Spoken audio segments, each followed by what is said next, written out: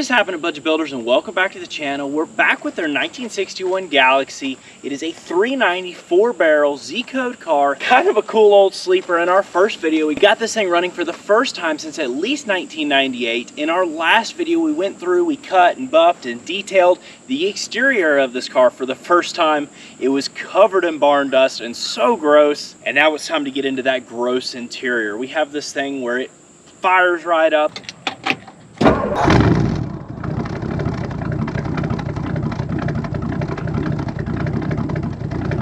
It runs awesome, but I want to be able to drive it. Before we drive this one, as gross as this interior is, if you had smell-o-vision, this thing you wouldn't want it. This to not be, it's moldy, but not crazy moldy. It's mostly mouse nesty pee grossness. Let's strip this interior out. Let's get it cleaned and unfunkified, and let's start putting some new in this interior, getting it updated and getting it looking good.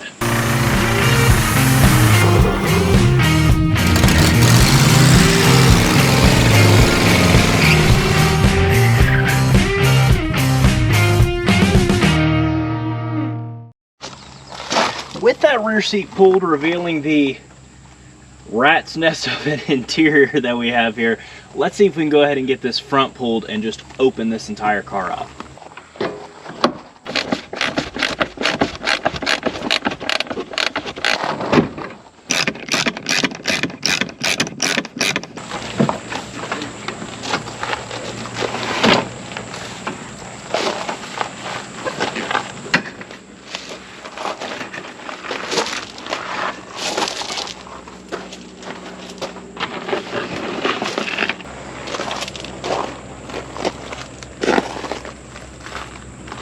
Next step is to get all of this mice nest, trash, and junk out of here.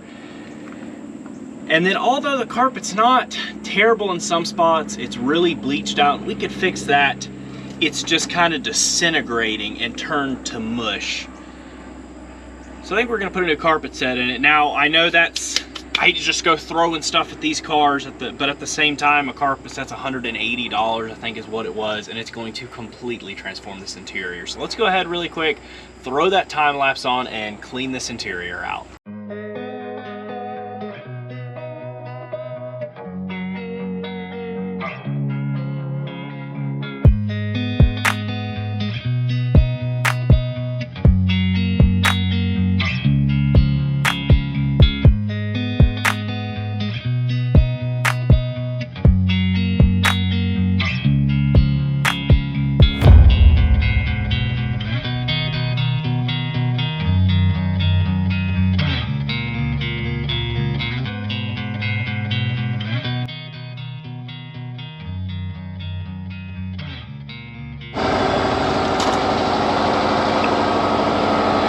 Taking a look at the floor pan now with the carpet and sound deadening and everything out of it, this is a really honest, solid car. And I think you can tell it spent most of its life in a garage or in a barn, and it really shows.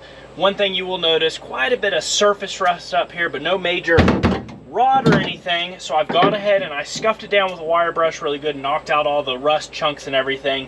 And then we're gonna go ahead and hit it with a rust converter, and you can actually hear the stuff popping and sizzling and doing its work. And once it's done its job, it actually turns it into a dark purple black, and you can paint right over it, or in this case, we'll put sound deadening over it and throw our carpet on. The reason I did yank all the old sound deadening out is that smell, that really bad smell we have in this car. Yeah, we're open air now, but for the most part, it's completely gone. Most of it's being held down in that sound deadening, down in that carpet, and we really had to get it out of here. And then next, we'll start, once I coat this down, next step, we'll get this headliner pulled out of here.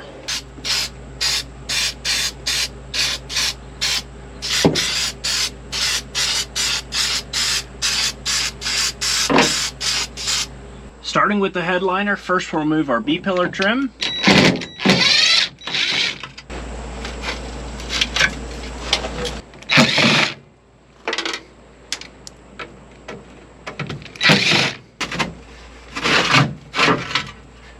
Now with those off, we pull our front trim, we'll pull all this rear trim, we'll pull all this windlass out, And then we do have to remove the back window, which, as bad as it is, we needed to put a new gasket on it anyways, so that'll work out good. Let's get after it.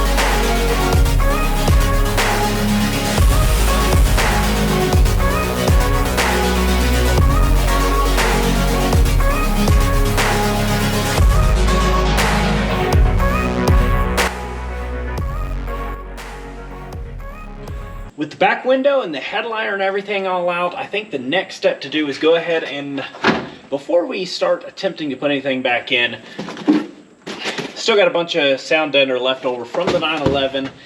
Probably going a little overkill with this car, but we have the stuff here. It's no cost to us on this build. We might as well do it. We're here, let's do it right, and let's be done with it.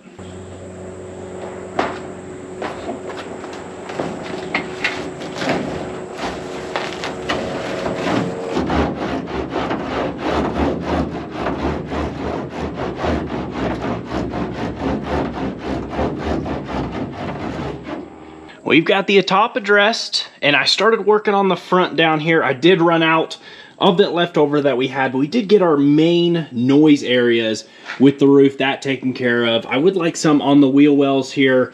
Sometimes you hate putting too much into these things, and I know a lot of people are, oh, it's a four-door, don't go any farther with it. But at the same time, it's hard to take a car that is this solid, this straight, and part it out. So we're bringing it back. After removing all the windlace because a video told me to, I looked at some forums and everybody said not to. So that all went back on. Pretty simple to remove. You just take the little jaws, open them up with a flathead, and it just comes right out of there. Now, because we're trying not to get crazy with this, most of the windlace is pretty nice shape in this car. So we put it right back in. I wouldn't mind replacing, but at the same time, it's something that's not necessarily needed, and it's not inexpensive. So we did go ahead and put these panels back in, which clips in our headliner. I think it's about time to start trying to do this thing. Got the headliner out here in the sun on the front of the Suburban, and that is allowing it to get nice and stretchy for us. As you can see, it is a nice original perforated headliner, just like it would have came with from the factory. It has the sides here for the sail panels and everything. This is probably going to be a lot of fun.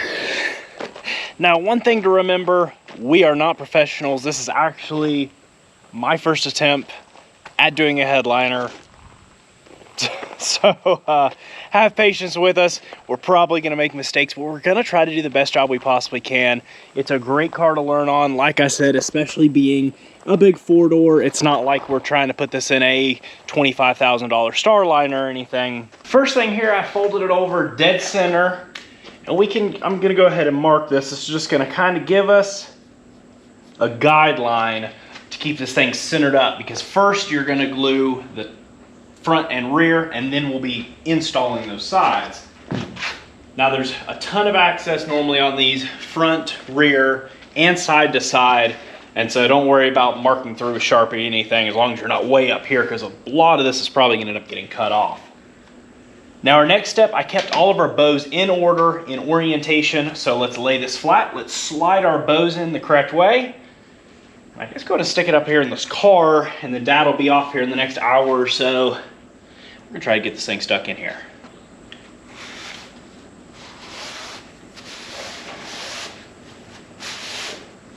Oh, silly me. There's a specific reason that this comes off.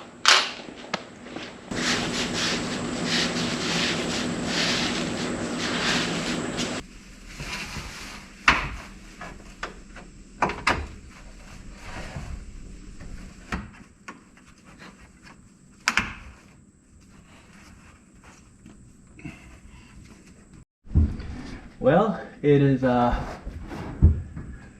it's in there. That's a pain in the butt by yourself. Looks like a nice wrinkly bed sheet. And there's the man himself after a long day of work, coming to work. Now the nice thing with Dad being here is he has done a few of these headliners. He's gonna be able to.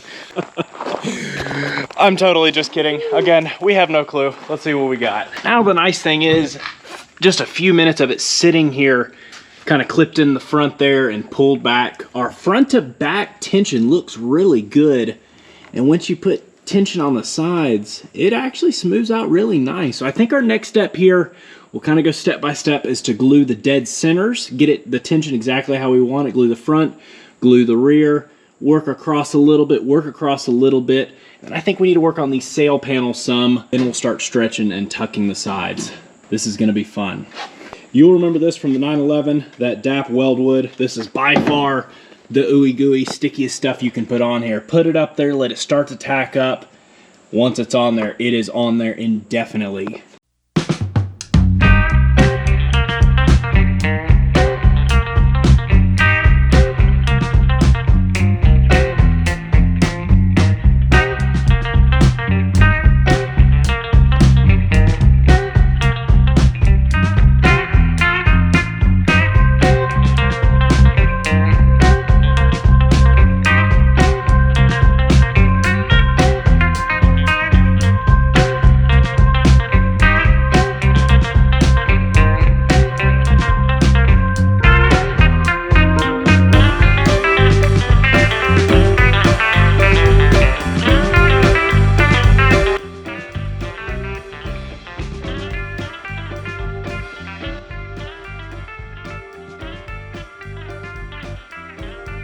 With most of the inside looking pretty good, we've got it wrapped around here. We need to finish up these sail panels, but I think before we do that, let's go ahead and get this back window put in. I think it'll help us when we're pulling and stretching everything back. Here's our back window, cleaned it up, got all the goop cleaned off of it. And as you remember when we did the 911, first you go on with the seal, nice and dry. And then I use soapy dishwater to get our little rope, little twine in here, and it's looped over itself. And then we will be using this as we get it slid in here. But basically you push it up to it and you just start pulling that, and as it drops over the lip here, you'll feel it kind of suck in, and it should be pretty straightforward, hopefully. You'll notice like the 911 had a really nice tight seal, especially right here, and it was really hard to get the rope tucked in it. This one is super easy to slide up in there, and that's because these were meant to have a little bit of sealant on them. So we've got some 3M black super weather strip and gasket adhesive, and we're just gonna put the tiniest little bead around in there. So we try not to make a big, huge mess, but it'll also give us a nice seal once we get everything pushed down in there good.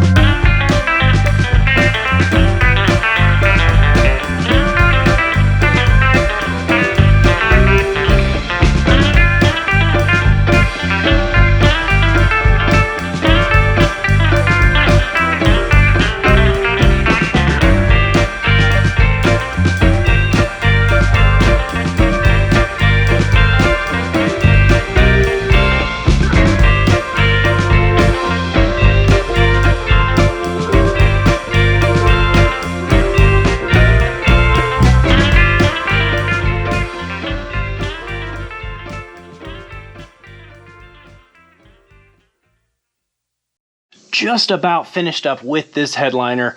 Got some oily, greasy handprints to clean up. Couple little spots that may need to be stretched a little bit better. But overall, I think some out in the heat with some sun will finish everything off. But for our first attempt at a headliner, I cannot complain in any way, shape, or form. I'm sure you can tell at the back we went ahead and cleaned up, got the trim pieces on. And then as far as the rear deck lid cover, cardboard surprisingly in good shape. All I did was actually flip it, so instead of being all faded out like that, got some fresh red back there, and really happy with the way it looks. Like I said, this corner came out really nice. That one in person looks really good. On camera I can see it looks a little funny, but I think, like I said, as heat gets on and everything, I think it's good and tight. I'm happy with the tension. I think it just needs some time in the heat to stretch out. But let's go ahead, start cleaning our dash, and go ahead and finishing all this trim on the front here. Because of how moldy and mildewy these door panels are, I am going to end up using the CLR mold and mildew kind of to begin with. We do have to be careful around here. Now the biggest thing is, because this is just a Galaxy, basically the only replacement panels you can just buy are going to be XL stuff. And the problem is, you can't get any of this. And I don't think this car, I don't think I want to pay to have an interior built for this car right now. So as far as the door panels, the seats, the dash and stuff, we're just going to try to clean it up the best that we can. I think it is going to look really nice.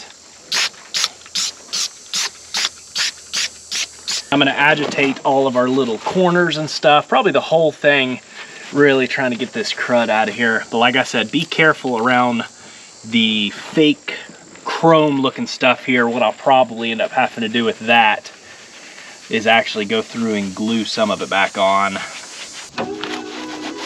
Oh, and me talking about being careful. Whoops.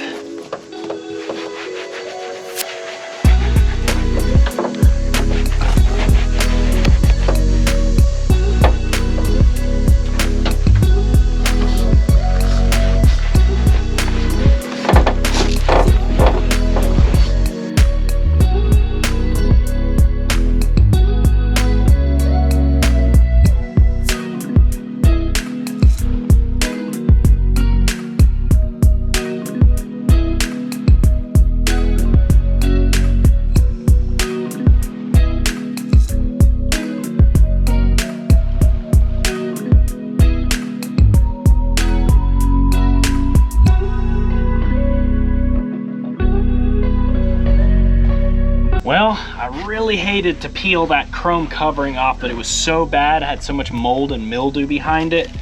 It came right off, and honestly, just gray looks 1,000 times better.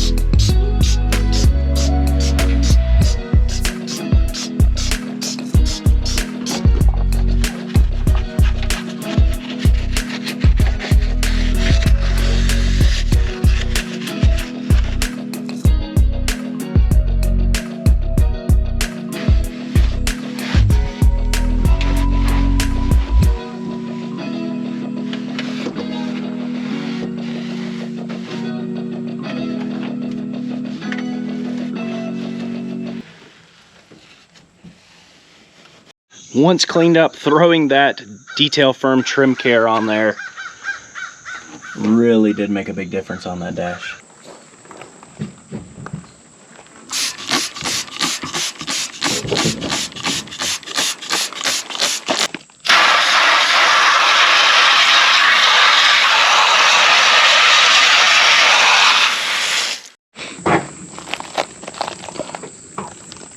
Our next step is to start working on this carpet. We've got it laid out in the sun so it gets nice and pliable, and the nice thing is it comes with all new sound deadening. So I have some there. We're going to put it down, and I do still want to put some over these rear wheel wells and everything to make sure we have a nice, comfortable, quiet cabin. We're going to let this sit on the heat just a little bit more, and then I think we can go ahead and start laying it in there. You don't glue the whole thing in. We may work some edges, but for the most part, seats, trim, so on and so forth. Everything that goes in this interior is going to hold this carpet set down. How about that? How about that? I think we might need a new brush. It's gonna activate, just wait. What do you think? Just like that and gone.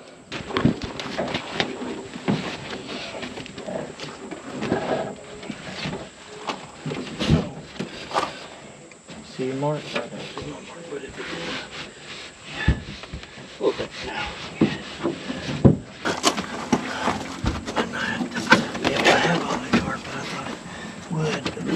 It did, and it's going to be done. Yeah. There it goes.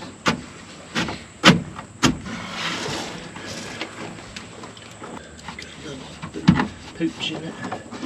It's going to. Well, it pushed it and it bounded a little bit. Just how it did.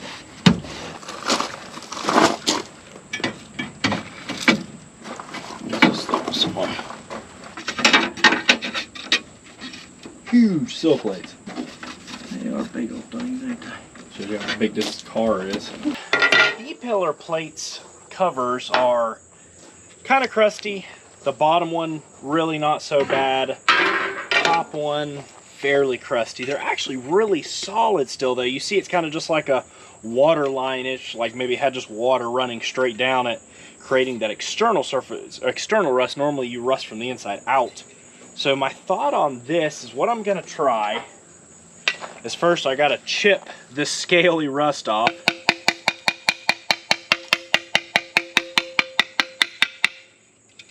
And as you can see, it's surprisingly pretty solid metal underneath. It's just weird how it did that. These can probably be replaced. They could probably be painted, but again, going with kind of that patina exterior and interior we're going with. What I'm gonna try to do is scuff it down with Scotch-Brite, get any of the scaliness and the crust down. Raindrop. Oh yeah. I don't know, something peed on me. How big drop? Crap. Well, we sort of got rained out with a really nice summer thunderstorm, which I enjoyed. But it's the next morning, and let's go ahead and shoot this. What I'm going to be using is this Rust Fix Rust Converter from Duplicolor. This stuff actually seems to do really well. I mean, it does some crazy, funky chemical reactions, leaves the paint clear, but turns the rust into a black paintable surface, which is kind of cool. And I'll show you what it looks like. Now, I'm not saying this is the fix for something like fixing rust on a car or something. You know, if you grind out your floorboards or whatever, this is just fine for something like that. But main structural things that need to be taken care of with major rot, obviously rust needs to be cut out. With something like this, an easily replaceable panel, I think that's just going to work fine. What's kind of cool is I lay it in heavy on the rust, and it self levels.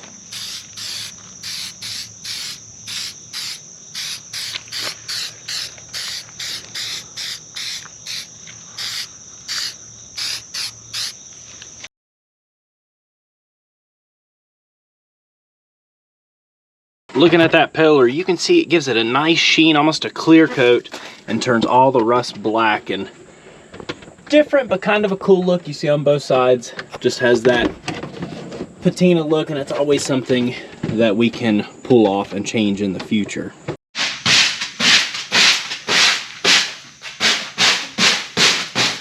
As far as these seats go, like I said, I would love to go ahead and put seat covers on them or have them done. I don't think having them done is going to be cost effective.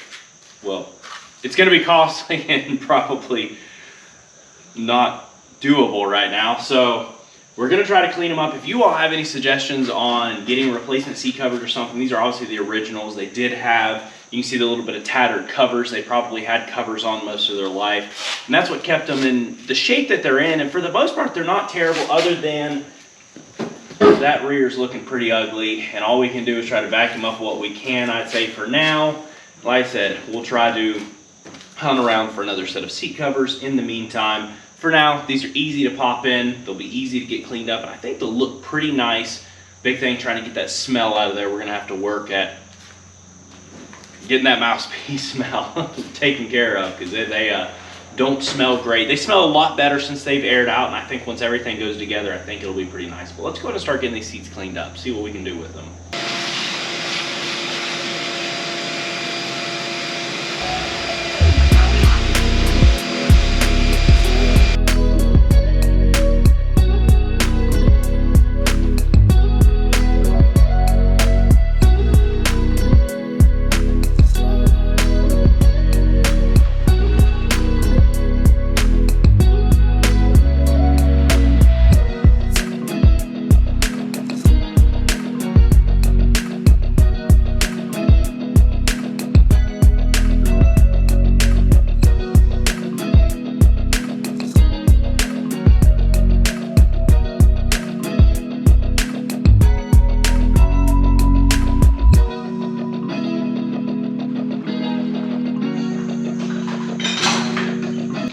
You see down here bits of that old seat covers that was real popular. Man, that is ugly.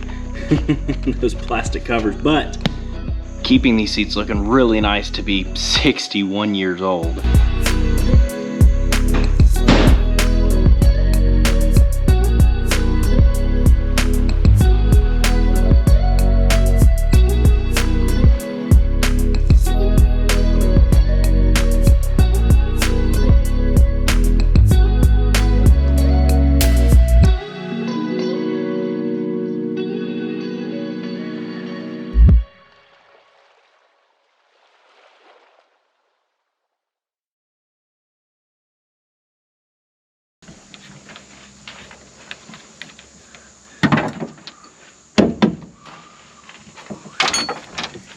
Putting this rear seat bottom in, I am gonna put this little smelly thing. It actually smells really good. Up underneath it, fresh. It all smells better than pee. I also neutralized it some with this odor eliminator.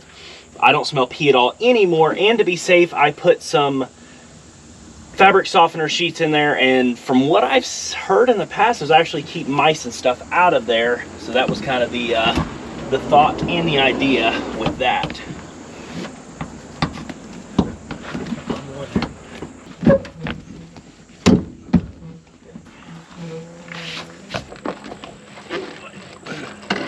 Oh man, that thing just moves. All right, sit it right there.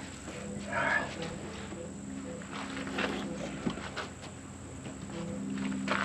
How'd you get this thing out of here? Myself, painfully.